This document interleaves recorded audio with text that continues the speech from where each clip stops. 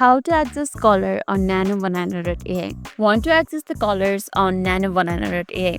Let me show you how to access the color on NanoBanana.ai. First things first, open up your phone web browser and search for NanoBanana.ai right over there. Then head over to the website and make sure you have logged into your account. And this is how the NanoBanana.ai website look like. Once you're in the home page, simply scroll down until you see an AI editor section.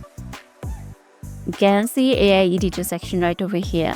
Now simply scroll down and there you find two options, image to image and text to image. You can pick either one, but for this tutorial, let's go with the image to image.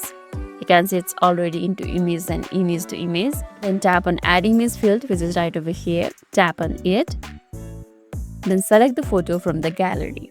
This one maybe. Then tap on done. While it's uploading, let's tap on the main prompt section. It's right over here. Tap on it. And here type your instruction. To access the colors, simply describe what you want, like increasing the brightness, changing the tone, boosting the saturation, or applying a specific color effect. The more details you give, the more better results you will get. For example, like this. And once you are done writing the prompt, simply tap on generate now, which is right over here. NanoBanana will process your request and show you the enhanced image right over here on the output section.